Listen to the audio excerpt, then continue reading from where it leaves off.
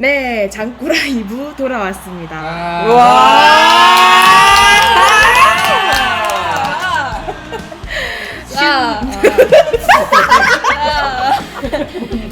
뭐야?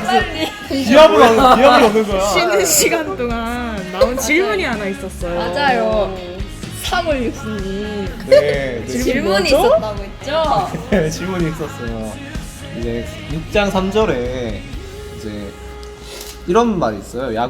야고보와 요셉과 유다와 시몬의 형제가 아니냐 이런 말이 있는데, 저 야고보와 요셉과 시몬은 이제 세 명 이제 얘기할 수 있는데 유다가 여기서 왜 나오는지 저는 궁금합니다. 야고보와 요셉과 유단 세 명은 얘기할 수 있는 데가 무슨 말이에요? 아, 야고보와 요셉과 시몬이요, 시몬. 네, 야고보와 요셉과 시몬은 누군데요? 형제. 네. 아니야, 야고보가 야고보고. 아니 아까 얘기했던 네, 거예요. 그대로 얘기해 그러니까 주시면 누군 되는데. 누구라고 생각하는 거예요? 제자들이야. 아닌가요? 아, 죄송합니다. 제자들인가요? 아니. 여기서 나오는 이 사람들이 제자들인가요? 아니요. 형제야. 형제예요, 형제. 누구의 형제인데요? 예수님의 형제요. 네, 근데요? 왜 나와요? 아, 예수님의 형제들이 여기 왜 나오느냐가 질문이었어요? 아니, 유다가 왜 나오냐고. 예수님의 형제니까요. 그럼 제가 아까 물어본 건 뭐였죠? 뭐야? 유다를 누구라고 생각하고 지금 질문한 거예요? 나를 누구라고? 저는 그걸 제자인 줄 알았어요. 그렇죠? 가룟 유다 생각하고 지금 물어본 건가요? 예. 그럼 저한테 그 질문 왜 하라고 하는 거였어요? 싸우자는 거냐? 말해봐요. 나한테 왜 그랬어? 근데 정신 안 차리고 읽으니까 이름만 보고 예수님의 형제들 이름인데 제자들이라고 생각한 거고, 유다를 보고 가룟 유다를 떠올리고는 가룟 유다 갑자기 왜 나오냐 한 건데, 예수님의 형제들이죠. 그렇죠? 예. 그럼 뭐가 중요한 거였어요?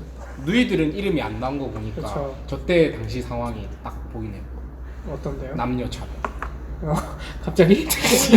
왜 그쪽으로 선동하는 거냐? 야 이렇게 생각할 수도 있어. 자, 여기에서 야고보라는 예수님의 동생은 야고보서를 쓴 사람이에요. 진짜요? 아, 그 사람 제자가 아니고? 반말이네. 아니, 제자가 아니고요.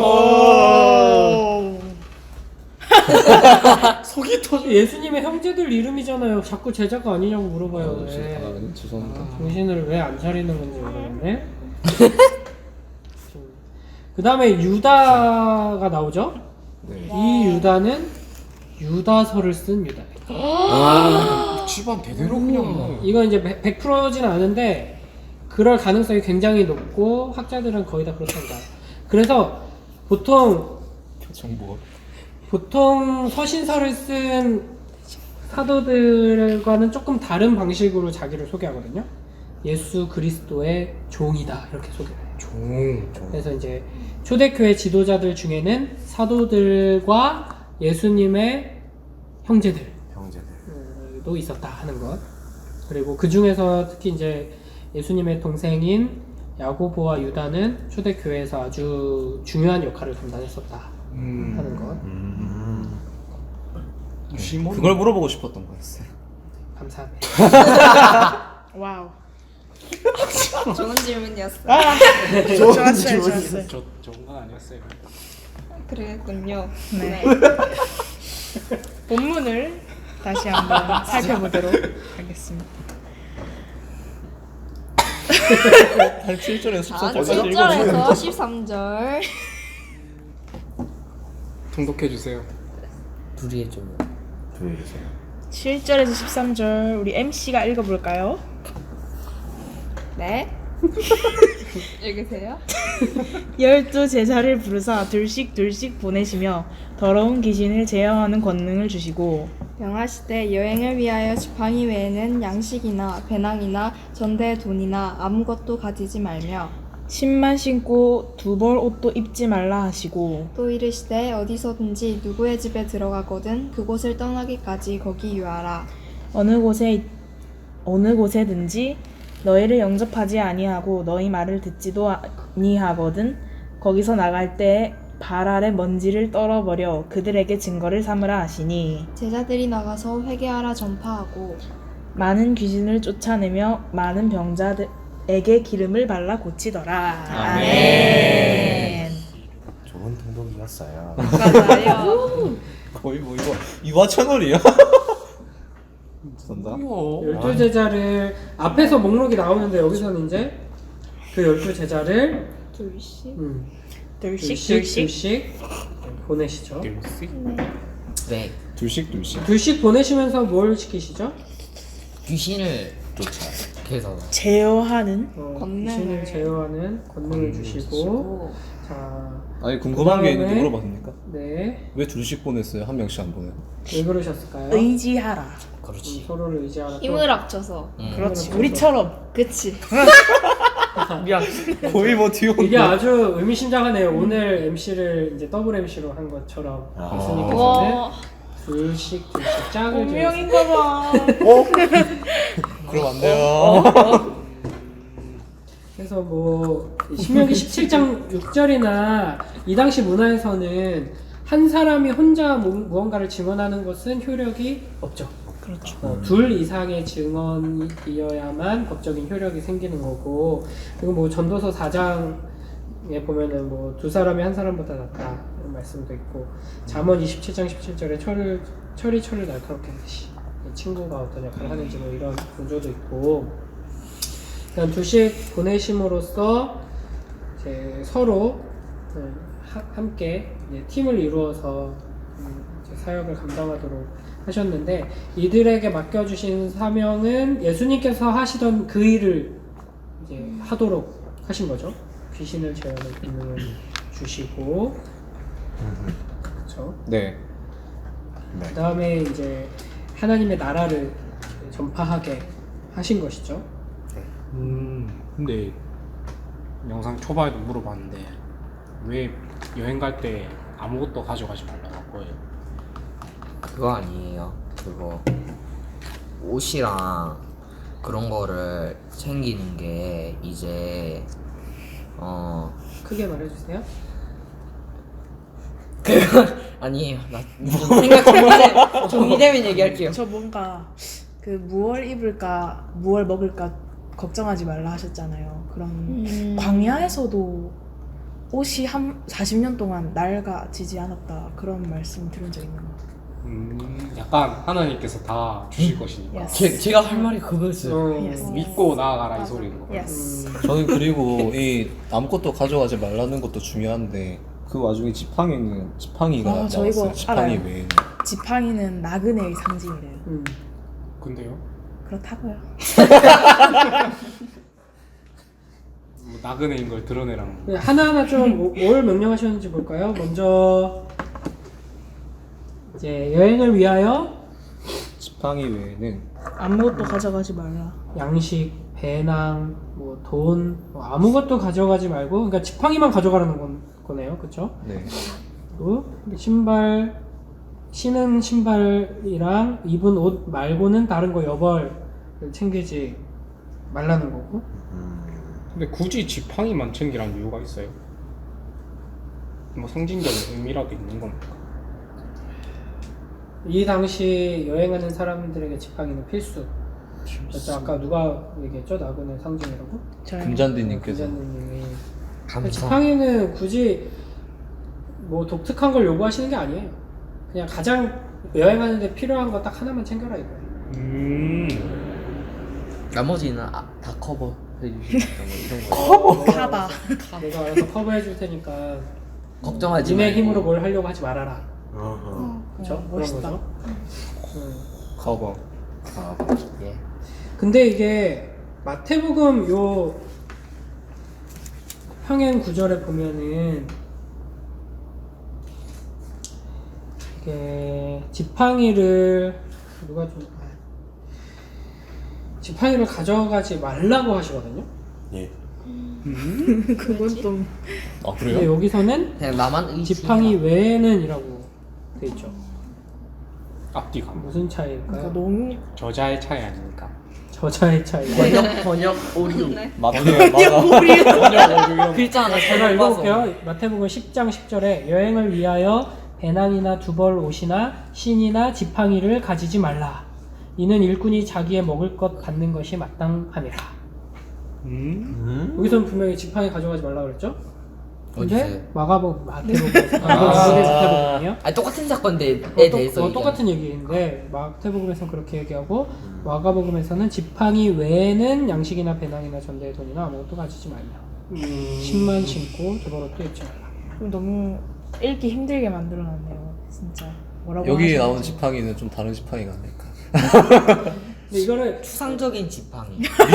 믿음의 지팡이. 추상적인 지팡이. 그러니까 나는 지팡이 지고 그러니까 생각하고 그냥 지팡이가 아니 그러니까 비유적 표현 아니에요. 믿음의 막대기? 지팡이. 아니 그 뜻이 아니고 나뭇가지 들고 가라. 그러니까 지팡이를 이게 이렇게 딱 가지고 균형을 잡고 걸어가잖아요. 그럼 균형 잡고 균형 걸어가. 잡지 말라. 그 뜻이 아니고 네, 균형을 잡고 걸어가지 걸어가라. 말라. 지팡이 위엔 아니에요. 발언 보기. 그 걸어갈 때 의지하는 거요. 네? 뭐? 아니에요. 네? 꼼꼼히 읽어보면 근데 사실 어려운 문제가 아니에요. 근데 쓱 읽어보면은 정반대의 얘기를 하고 있잖아요. 똑같은 사건인데.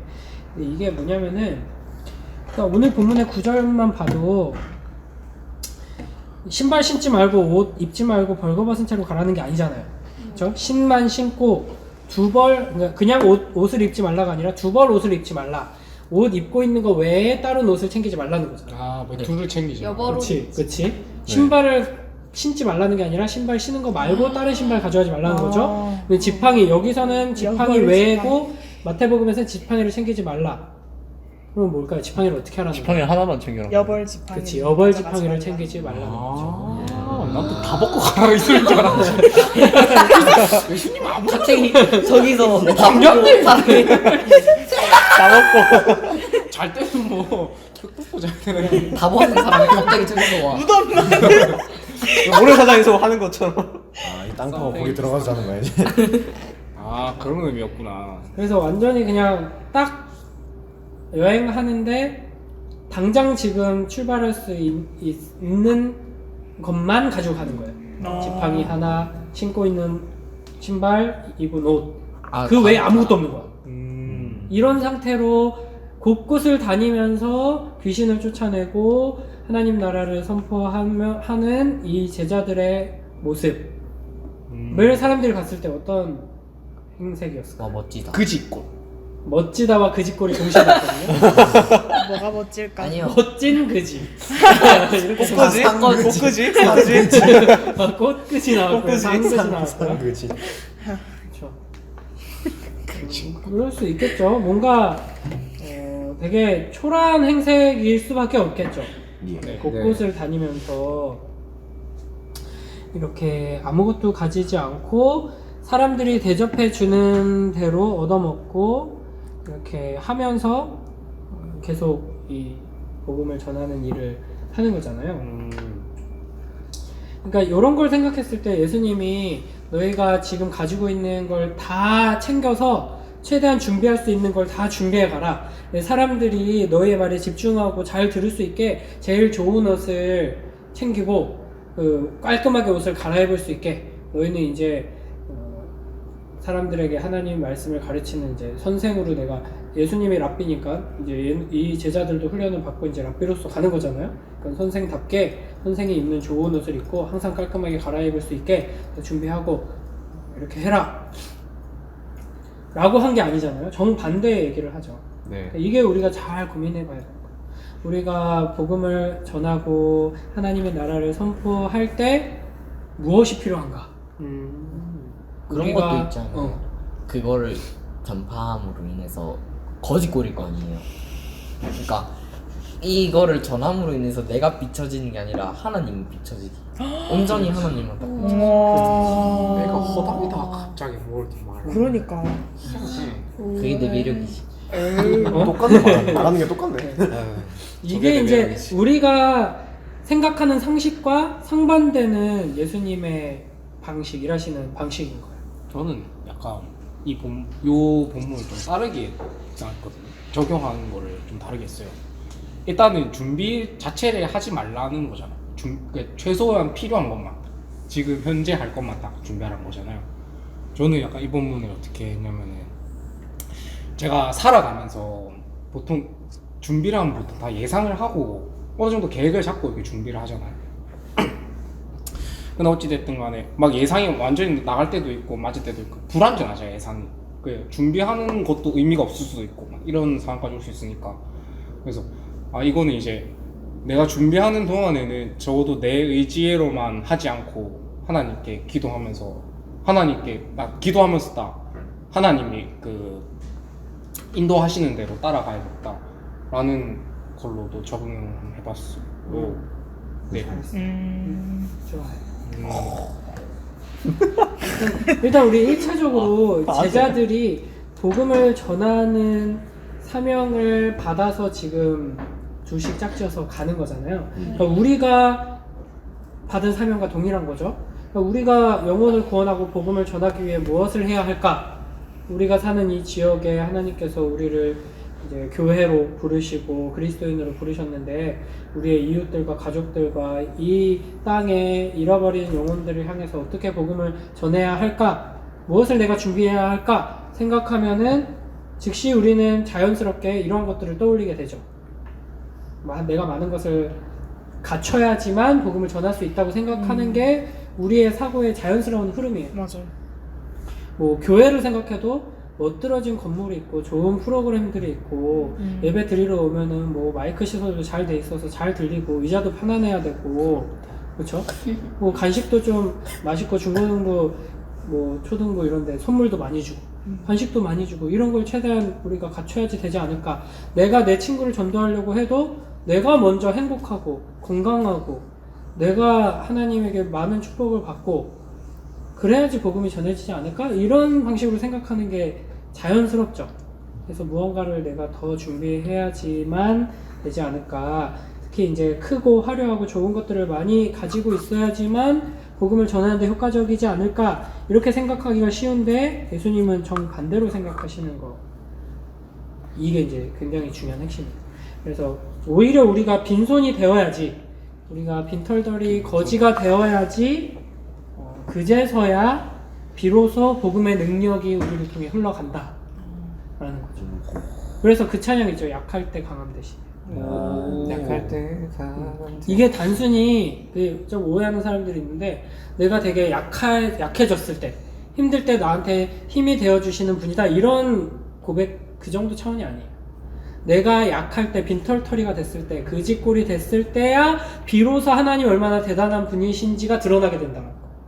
그래서 나를 통해 하나님의 영광이 드러나지 못하고 나를 통해 복음이 드러나지 못하고 나를 통해서 잃어버린 영혼들이 주님께로 돌아오지 못하는 가장 첫 번째 이유는 내가 가진 게 너무 많고 내가 너무 잘났고 내가 많은 것들을 갖추고 있어서인 거예요. 그래서 우리가 더 깨지고 빈털터리가 되고 마치 우리가 바로 앞에서 봤던 야이로와 혈루병 걸린 사람처럼 하나님 아니고는 나는 답이 없다라는 절박한 심정으로 주님을 붙들 때 비로소 하나님이 어떠한 분이신지가 나를 통해 드러나게 돼요. 그래서 이렇게 하고 사신 거군요. 네. 이게 빡대네요. 그런 게 딱 돼요. 그래서 제자들에게 지금 어떠한 태도를 요구하시는 거냐면 하나님의 말씀을 전하기 위해서 하나님께만 의지하고 의존하도록 그런 태도 자체가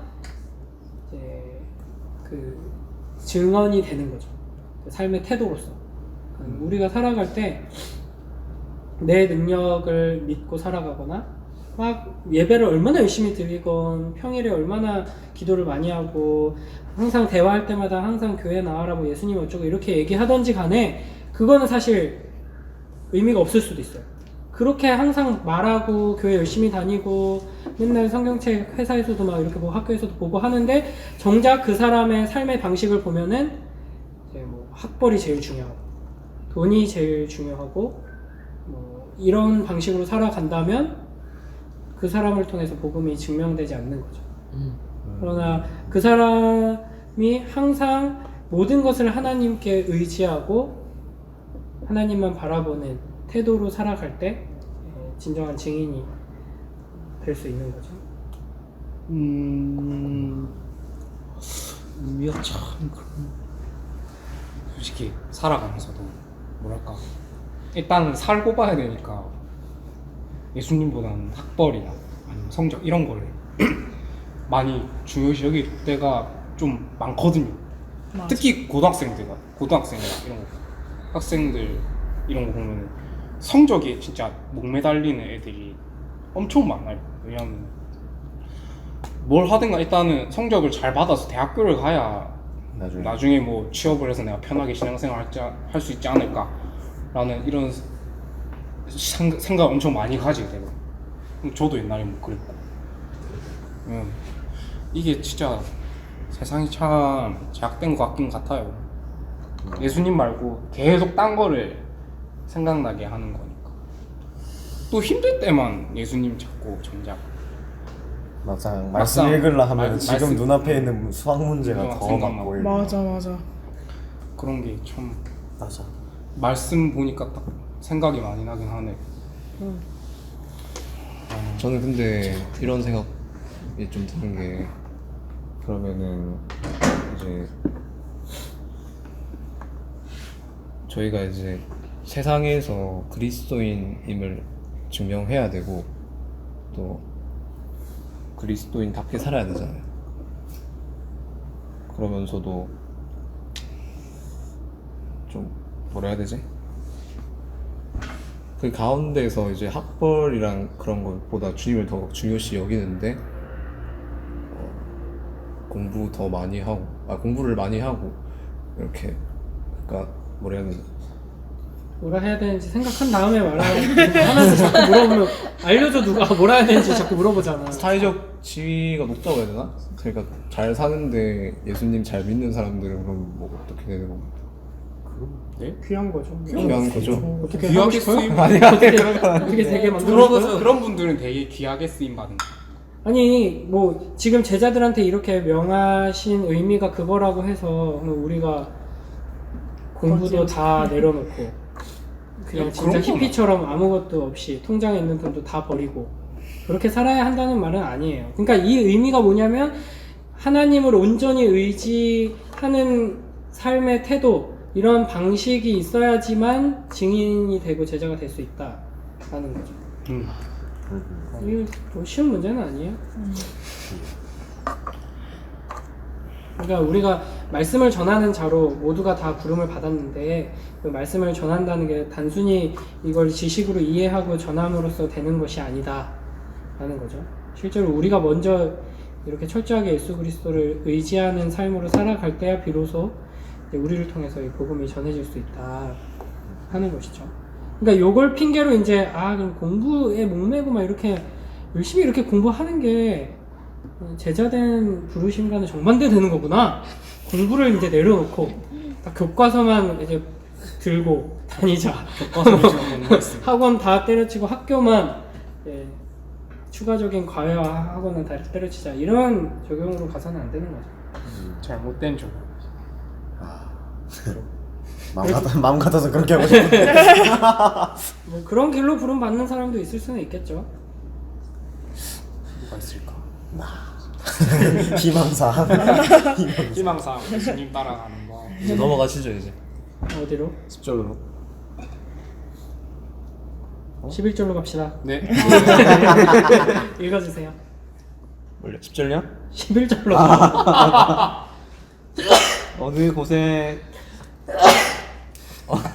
어느 곳에서든지 너희를 영접하지 아니하고 너희 말을 듣지도 아니하거든 거기서 나갈 때에 발 아래 먼지를 떨어버려 그들에게 증거를 삼으라 하시니 아멘. 아멘. 이게 무슨 의미일까요? 먼지를 털어서 그거를 사는. 먼지를 털어내듯이 그냥 아무렇지 않은 그냥 먼지라고 생각하라는 거 아니에요? 그럴 거면 뭔 소리야 먼지가 증거를 삼아라고 하는 것 같은데 내가 여기 왔다. 어떤 거? 나는 왔다. 한 번 왔다 갔다. 이제 먼지가 있으면 이 사람들 영접을 안 했다라는 증거. 평소 안에 바닥에 먼지가 쌓여 있으면 내 발에 먼지가 여기 있다. 사람들이 이걸 보고 제 발에 있던 먼지가 여기 있네. 영접을 안 했네. 왔다 갔구나. 너무 알아보기 힘들 텐데 냄새로 할 수 있을까요? 어떻게 할 수 있을까요? 예수님만 알 수 있지 않을까? 그래서 뭐 잘 파악하고 있는 것 같아요. 이 먼지를 떨어버리는 게 어떠한 증거가 된다라는 말씀이죠. 그래서 그 증거로 삼기 위해서 이 행동을 하라는 건데 굳이 왜 발언해죠? 이게 이제 구약적인 배경이 발발이요? 있어요. 구약적인 배경이. 그러니까 유대인들이 보통 이방인이 사는 지역을 다녀온 다음에 하는 관습적인 행동이에요. 아 맞아. 그런 게 있어? 신발을 보통 이 시대 사람들은 보통 이 시대 사람들이 신는 신발은 어떤 형태일까요? 샌다. 나시. 응? 나시. 나시 나시를 신는 남학신 말하고 싶은 거지? 남학신 얘기하고 싶은 조리 거지? 조리. 쪼리요? 쪼리 아니야 쪼리? 뭘 조리하는 거야? 요리 조리? 조리.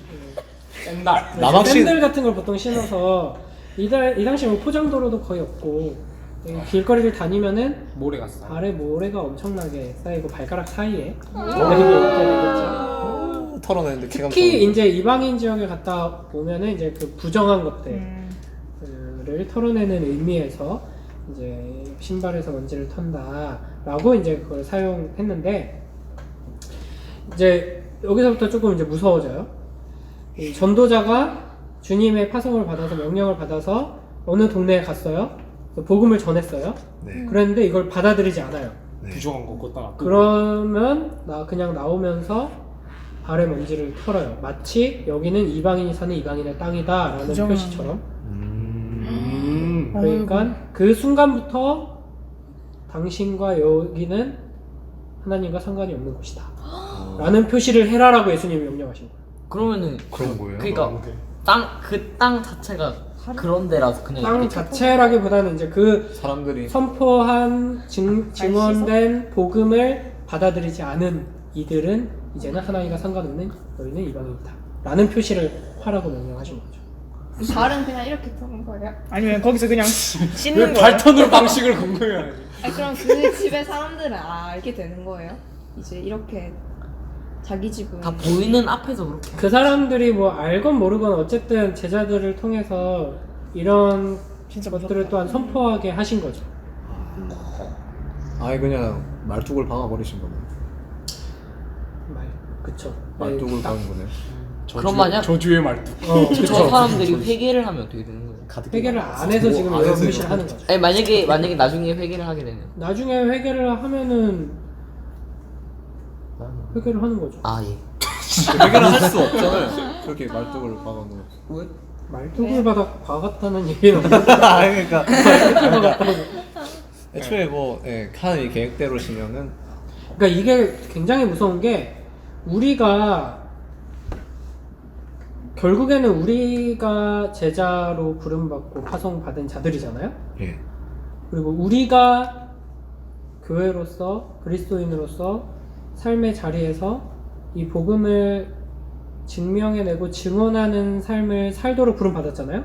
우리가 이렇게 복음을 전할 때 우리의 역할은 단순히 주님을 알지 못하는 자들에게 주님을 알려주고 잃어버린 영혼들을 구원해주는 좋은 역할을 감당하라고 부름받은 게 아니에요.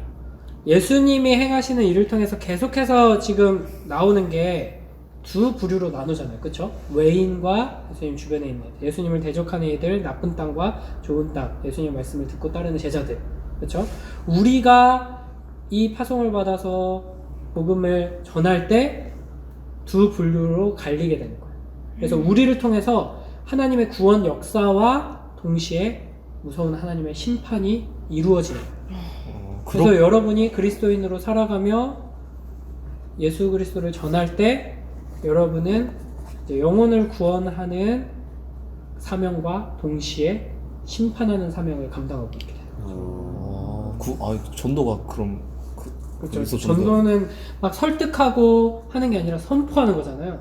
이 하나님의 말씀을 선포하는 앞에서는 두 가지 반응밖에 없는 거죠. 약간 알고 거르는 거랑 비슷한 건가? 그럼 만약에 거기서 필요 없어요 하면 그냥 거기 발을 먼지 털고 발먼지라고 같이. 진짜요? 그러니까 거기에서 모든 운명이 결정된다는 게 아니라 아. 그죠? 하나님 말씀 앞에서 그것을 거부하는 것은 곧 심판에 처하게 되는 것이고. 일단 나는 전했으니까 이런. 그렇지. 우리가 막 그 사람을 어떻게 설득할 수 있는 건 아니잖아요. 뭐 그 사람의 마음을 열기 위해서 할 수 있는 최선을 다해야겠지만 어쨌든 우리는 선포하는 자고 이 말씀이 선포되었을 때 그 앞에서 반응은 둘 중에 하나밖에 없는 거죠. 믿거나 아니가. 그래서 믿는 자에게는 구원을, 거부하는 자에게는, 대적하는 자에게는 심판을 선포하는 게 저희 구원이죠. 근데 여기서 알아가야 될 게 그때 딱 선포한다고 바로 그 사람이 안 믿고 나중에 믿을 수도 있는 거잖아요. 그거는 그렇죠. 그거는 근데 지금 여기서는 그 얘기를 하는 건 아니고. 그 얘기를 하는 건 아니지만 뭐 그건 그건 약간 갑이 없네. 난 을인 줄 알았는데. 전도할 때는 되게 을인 줄 알았거든요. 뭐할 때마다 계속 설득해야 되고 맞아. 맛있는 거 줄게, 맞아, 같이 맞아, 교회 맞아. 가자, 뭐 하자, 교회 가자 이러는데 나 갑이었구나. 네, 가자 해가지고 안 오면은 나는 말했다 하면서. 나 말했다. 먼지 털고 가요. 멋있다. 나 말했다. 씨. 그럼 사이에 있는 그 이렇게 해가지고 지금 비명 지른 사람은 자기 것 맡아본 사람들이다. 나만 안 지렀는데? 자, 그러니까 여러분이 전도할 때 태도를 그렇게 갑으로 하라는 말이 아니에요. 그러니까 우리가 맡은 사명이 얼마나 무거운 건지를 이제 기억하라는 거죠. 그렇죠. 우리가 가지고 있는 이 복음을 기준으로 하여서 생명과 영원한 죽음, 구원과 심판이 나뉘게 돼요. 근데 물론 이제 우리의 태도는 을 중에 을로 어떻게 해서든 진짜 내 간이나 쓸개를 다 내어주고라도 교회 한 번이라도 좀 와라 하는 태도로 해야 되지만 이런 우리가 선포하는 이 복음은 이 사람의 운명을 가르게 돼요. 그런 게 있어. 그러면서 12절에 보면은 제자들이 나가서 뭘 전파해요? 회개하라. 회개하라고 좀. 그렇죠. 회개하라고 전파해야 돼. 그러니까 여기서도 이게 우리가 전해야 하는 복음의 성격이 명확하게 드러나는 거죠. 그러니까 돌아오라. 우리 모두는 죄인이다. 그러니까 복음을 전하기 위해서는 먼저 이 심판을, 이 절망을 이제 선포해야 되는 거예요. 그러니까 이렇게 원칙적으로 그러니까 하나님은 당신은 사랑하십니다. 당신은 사랑받기 위해 태어났어요. 이렇게 이제 전할 수 있죠. 예, 효과적일 수 있어요. 근데 그 진정한 의미는 뭐냐면 안 오면 죽어요. 그런 거죠. 안 그러니까 오면 사랑받지 당신은 못하고. 사랑받기 위해 태어난 사람인데 맞아요. 근데 여기서 말하는 당신은 사랑받을 만한 사랑스러운 당신이 아니라 지금 당장 갈기갈기 찢겨서 저주 아래서 멸망당해야 할 당신을 사랑하십니다. 라는 메시지가 복음인 거예요. 쓰리 같은 당신을 사랑하시는 거죠. 그래서 회개하라 전파하도록 보내시는 거죠. 인간. 마지막 13절 함께 읽어볼까요? 많은 귀신을 쫓아내며 많은 병자에게 기름을 발라 고치더라. 아멘. 많은 뭘 쫓아내요? 귀신. 그렇죠. 귀신을 제어하는 권능을 주셨고 그에 따라서 많은 귀신을 쫓아내죠. 그 기를 발라서 귀신 얘기 좀 하면 안 될까요? 아, 기. 귀신을 쫓아낸다는 게 뭘 의미한다 그랬어요? 병 고치는 거죠. 저기 심판 아니 그게 아니라 아니. 이거 뭐 유행어야? 왜 다들 그러는 거야? 사탄을 쫓아내는 거잖아요. 그러면서 이제 승리하는 거. 그래서 악으로부터의 승리. 소환줄. 귀신이 궁극적으로는 이 사탄의 권세를 네 이기는. 의미하는 거죠. 그래서 그걸 이기는 왕이신 그리스도의 그 승리를 이제 선포하고 하는 그런 걸 의미하게 되죠. 예. 네. 그 다음에 기름. 왜 기름을 발라서 고치라고 하셨을까요? 미끌거려. 기름 is 약. 기름을 그러면 된장 같은 거 아니야? 이 당시에 같은 이 건가? 당시에 된장 같은 느낌. 아픈데 된장 바르면 그런 역할을 하기도 했어요. 기름을 바른다는 게 이제 아픈 사람들, 상처난 사람들 기름을 바르기도 오늘 했고. 물어보고 왔어요. 아빠한테. 기름이 이때 좀 그거 미끌미끌하니까. 아니 쟤도 씻겨 나가는 거야? 기름 부음 받은 자 그런 그거랑 다른 쪽은 건가요? 아니에요. 아니에요? 그러니까 그냥 고칠 수도 있잖아요. 예수님이 귀신을 쫓아내는데 뭐 도구를 주시지 않았잖아요. 부적을 써주시거나 하지 않고 그냥 권능을 주셔서 예수님이 하신 것처럼 귀신을 쫓아내게 하셨잖아요. 네. 병 고치는 것도 마찬가지로 그냥 권능을 주셔도 되잖아.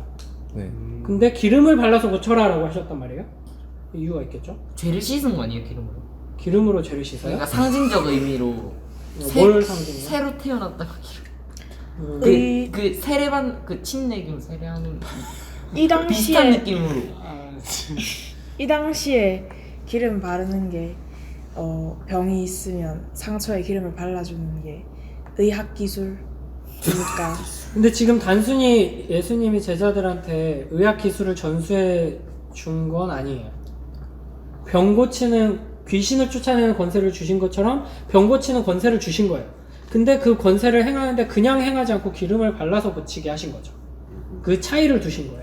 예수님이 하실 때는 그냥 고치셨는데 제자들한테 너네는 병 고치할 때 기름 발라서 고쳐라. 아 갭이 다르다 이건가? 그거 좀 비슷하죠? 대리인. 그치.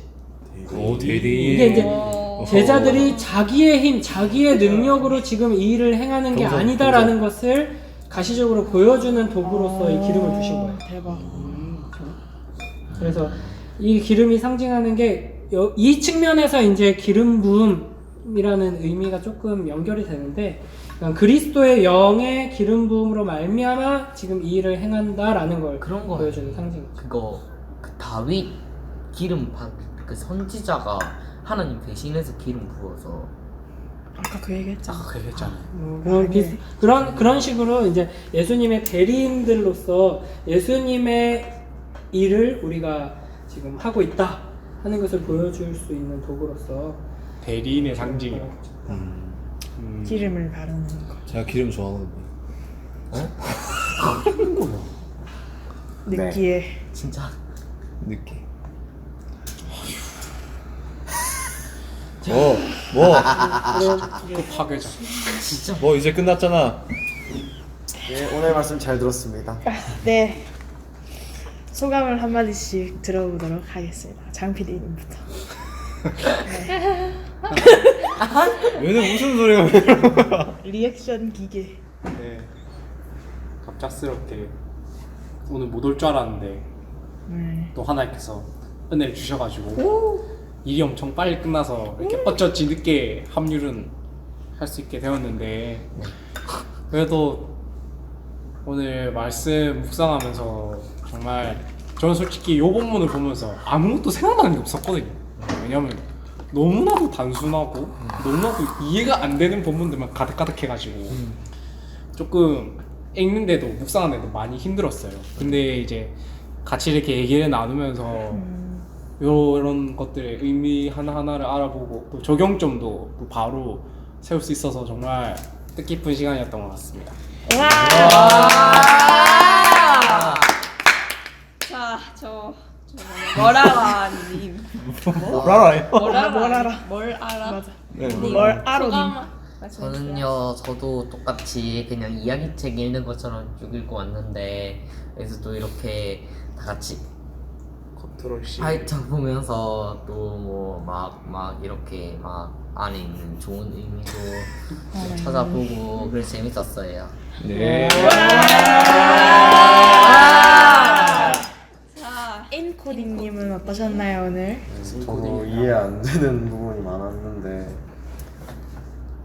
이해를 많이 했어요 오늘. 그리고 저희 모두 다 같이 달리 다곰했으면 좋겠습니다. 센스. 난 소녀 아닌데. 사골육수님. 아니 뭐 나는 왜 자신을 그래? 아, 저는 네. 저는 뭐 항상 이렇게 오면서 이렇게 말씀 알아가면서 그런 것도 많이 좋았지만은 또 오늘 이렇게 중고등부 아이들과 함께해서 너무 좋았습니다. 우와. 아직 안 끝났는데 뭐 다들 뭐 그런 반응 금자님. 많은 아니 아, 네, 사골육수님 계속하시죠. 많은 분들 참여해 주셨으면 좋겠습니다. 네. 아, 진짜 너무 저는 역시 장꾸라는 정말 뜻깊은 라디오인 것 같아요. 맞아요. 그러니까요. 전 이 리액션 하루 종일 할 수 있어요.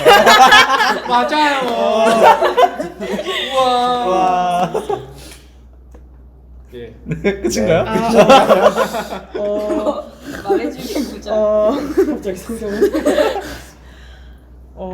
정말 이 땅에서는 우리가 예수님의 제자이니까 복음은 가비더라도 성경 외우고 우리는 열심히 전도했으면 좋겠어요.